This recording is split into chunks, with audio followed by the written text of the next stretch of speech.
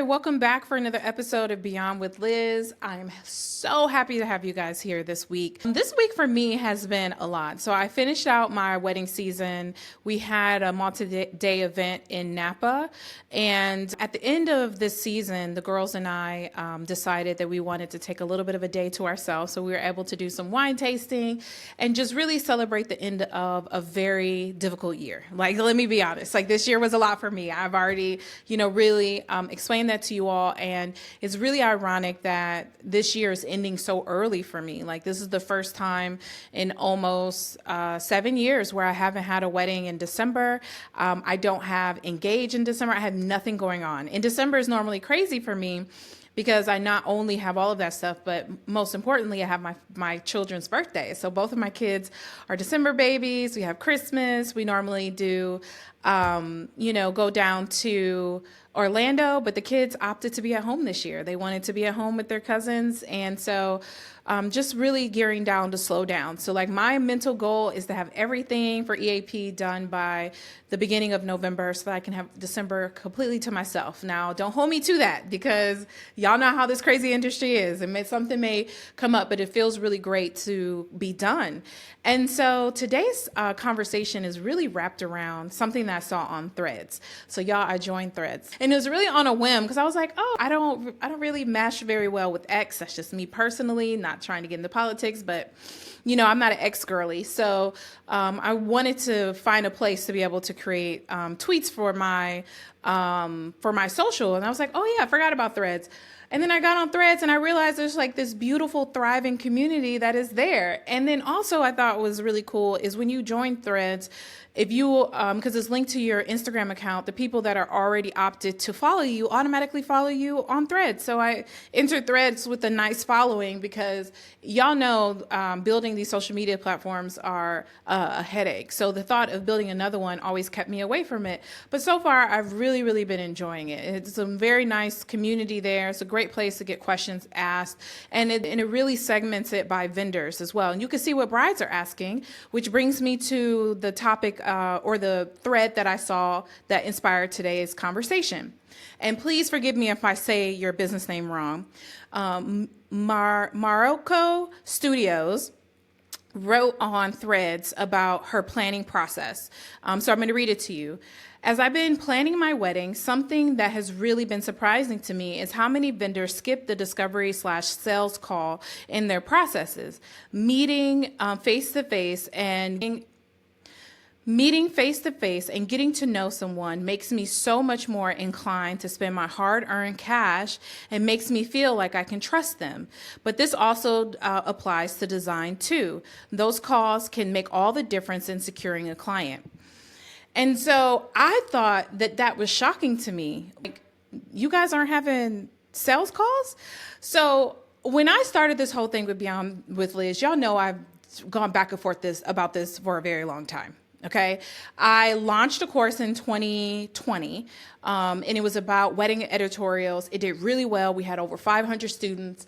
And at that point, I was still trying to figure out what I wanted to do. But then I just have always been against, like, it kind of felt scammy. I'm going to be honest. Like, I feel like with courses, they have to be done in a certain way. And for me, knowing that I have spent thousands of dollars investing in my education for weddings. Like, I really just did not want to jump on the bandwagon of selling courses and people not getting what they needed out of them. So I've only ever done the one.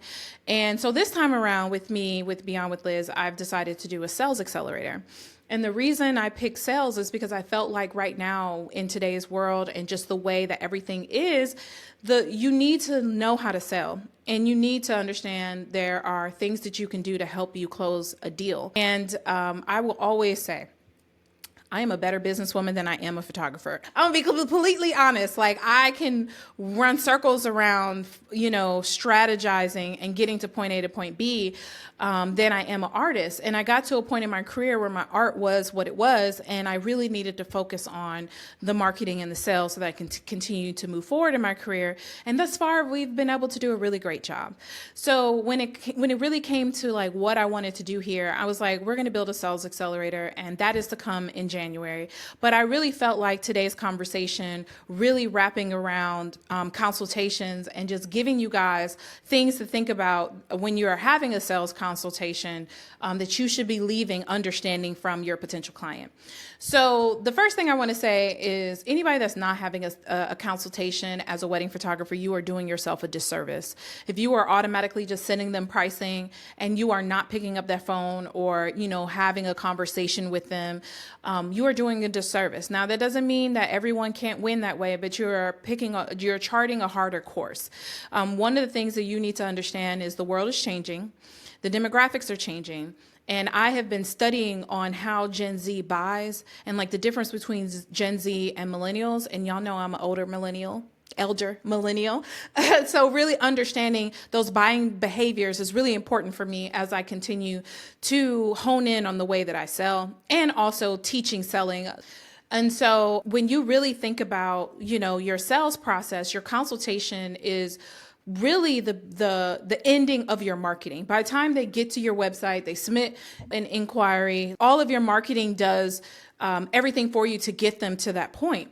But the selling should honestly start on your website, but like when you have the opportunity to speak to them is a really important process, a really important step in the process for you when it comes to closing a deal. And so I am at the point in my career now where honestly, the person that I'm selling to is no longer the client. And so I segment things into customers and clients, and that is a whole conversation that we will have for a different day. Okay. So we're going to talk through, what it's like to deal with an actual bride or groom, a person that is getting married, and you are having a consultation with them. So if you are having a consultation with a planner or a venue, there's a different way that you need to go about that. So today's conversation is going to be about the person that you are actually servicing on the wedding day. Okay, so 5 things that you need to think about that you should leave the consultation understanding so here are 5 things that you must learn on every consultation that is really important that you know. First things first, you need to understand what is their vision for the day. Okay. What type of wedding do they have? What are the most important elements to them? I really feel like if you don't understand if traditional or, we really want to, have a wedding that is elegant. Like, for instance, a lot of my clients are first generational wealth. And so the guest experience is really important to them. And they really want to get photos with their guests, their family in this environment. And understanding that on the consultation really helps me on selling to them. So I'm gonna give you a little bit more of the tea, okay? So you need to understand what's important to them so that on the back end, when you are communicating with them to sell to them, you can show them examples of what you've been able to do for other people. So for instance, if I know candid photos with their family is really important, I'm going to send them a bunch of candid photos from other weddings that I've done. Okay. And so that's a part of my sales process. Okay. So the next thing that you need to make sure that you leave the consultation understanding is their non-negotiables. Like, what is the most important to them? Whether if it's a first look, family portrait, candid shots during the reception, if they want film photography, if they want that Hoga look that is super popular right now, you need to understand what is the most important element in terms of their photography for them. And I feel like sometimes we skip that part and like just allow us to talk a lot on our consultations. For me, I'm learning a lot about them in order to sell what I'm doing. Okay. All right. So the next thing, which can be a little bit tricky, and you have to kind of walk on this with, like, I feel like there's different ways for you to kind of figure this out. Like, I normally ask, like, are your parents involved? Like, understanding, and depending on who the wedding planner is, when it comes to who sent me, I'll ask them, who's involved in making these decisions, like who's maybe paying for the wedding, because understanding their decision-making process is really important. Understanding who are the key people in making this decision. Like, do you have to please the bride and groom along with the sister, along with the mom? And depending on cultures, like I've had consultations where I have the bride and groom and both sets of parents. And so I know what to say during those calls because I know what's important to the parents and I know what's important to the bride and groom. And so when I have those calls, I always try to have multiple calls, which can sometimes feel like a lot, but I think it's important because you're selling to the parents and you're selling to the bride and groom. And I'm thinking of culture that I'm thinking about that's really important to make sure that we honor the parents. And so I'll do it that way. So just understanding who's making the decision, who's actually paying for the wedding, or, paying you, because that makes a difference in terms of your contract and all of that good stuff. But that will also really, really help you understand how and who to sell to. The next thing that you need to ask them is what they are concerned about. And what do they fear about wedding photography? Because it is an intimate experience to have your photo taken. And a lot of people don't like to have their photo taken. So understanding their concerns. I'm concerned that the photos won't be flattering, or I'm concerned that we won't get enough, photos of us together, or I'm concerned that just overall the style won't match the vision that I have. And so understanding their concerns and their fears will give you the opportunity to be able to reassure them that you can fix that problem, or reassure them that, hey, I have the solution to that. You don't have to worry about that. I'm a professional. And so the last thing, there's a lot of other things, but I feel like the last big important thing that you need to understand, that you need to walk away with on this from the consultation, and you really honestly may be able to have this before the consultation, is how did they find you? If you don't know that in your business, I really want you to stop what you're doing, turn this off, or don't turn it off. Okay. I still want you to listen to me, but I need you to go and figure out how people are finding you.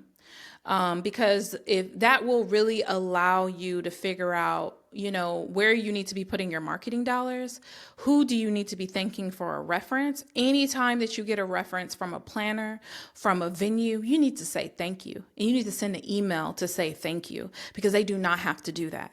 And you'll be surprised at just a simple thank you will get you so far, get you so much farther in life. And you'll also be surprised at how many people don't say thank you. How many people just feel entitled to these references? Y'all think I'm joking. The things that I hear from my planner friends are just insane to me that wedding photographers do. And so just being able to know where your inquiries are coming from is super important. I used to run Facebook ads, and I know Facebook ads have changed, but I still feel like they are very powerful tools. Facebook ads or TikTok ads, any type of Google ads, any of those where you're paying. I really feel like they're powerful tools if you use them properly. And so I feel like if I'm paying for advertisement, I need to know if it's working or not. So that question should be on your intake form, and it should be a red dot to say you have to tell us how you, excuse me. It should be a red dot, and you have to tell us how you came here. Was it social? And then I don't even put if it was social. I need to know if it was Instagram, if it was TikTok. I used to have a list of the different options, and then I would put other. And if they put other, then I'll ask them how they found me. Okay, so again, all of this is a lot. I really want to say to you that developing sales skills is a real skill. I don't think that in the wedding industry, we focus enough on really understanding that marketing and sales are the main drivers of what keeps us going. You can learn and be the best photographer. I have seen some photographers work that are amazing. They're so much better than mine.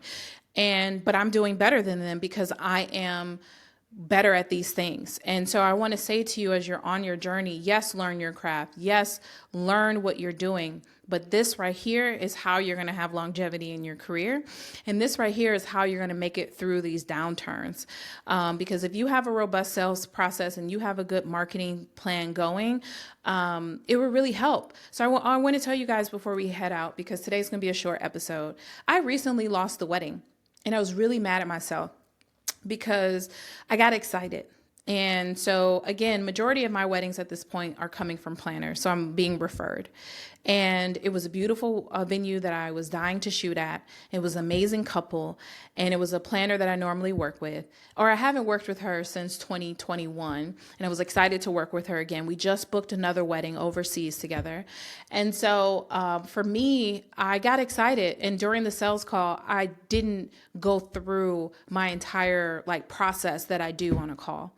Like there were points of the process that I left out. And come to find out, those points that I left out on the sales call are the reason why they went with someone else. And the reason why they decided that that other person was going to be better for them. And I had an inkling of who I was up against. And when I really found out who they went with, I was like, I knew it, because she used to be in sales, and I know her sales process is chef's kiss.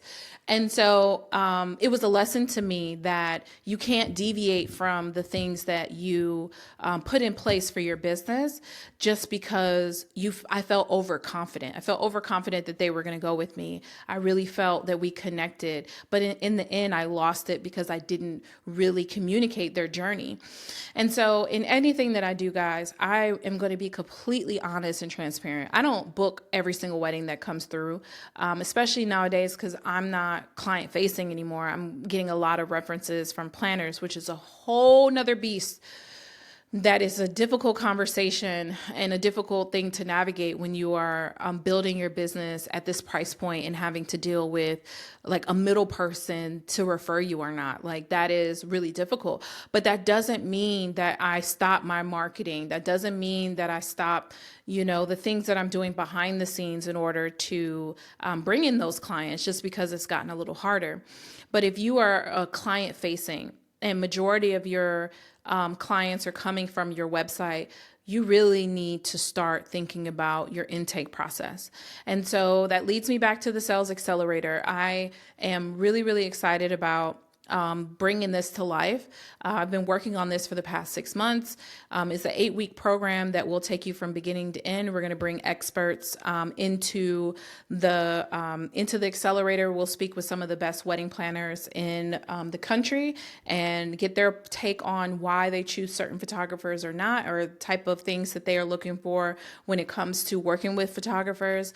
We'll talk through who is your client, who is your customer, understanding having different sales processes for each of them. How many touch points should you have? What does a consultation look like? What does a follow-up look like? What does that entire thing look like for you?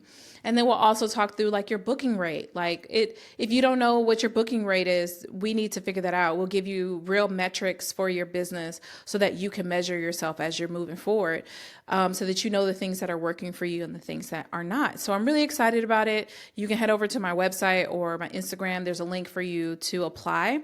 There is an application. Because again, guys, I'm not in the business of taking your money just to take your money. If it's not going to be beneficial for you, and if you're not in a space or within your business where I feel like it's going to be beneficial for you, I'm going to say, hey, I don't feel like it's time yet. Or, hey, you're not getting enough inquiries for this to really work for you. Just focus on getting the inquiries in. I just want to do things differently. I would totally do this if I wasn't making any money, and I wish I could do it for free, because Lord knows I would. But that's just the way life goes. So I was thinking about launching it during the holiday, around this time. And I was like, no, the holidays are coming. I want a break. I want to start the new year off great. So January, February timeframe is when the accelerator would start, and we'll be together for 8 weeks, and we'll meet, every week, and you'll have a community and a group and a safe space to be able to talk through your issues and your problems. And then you get access to me.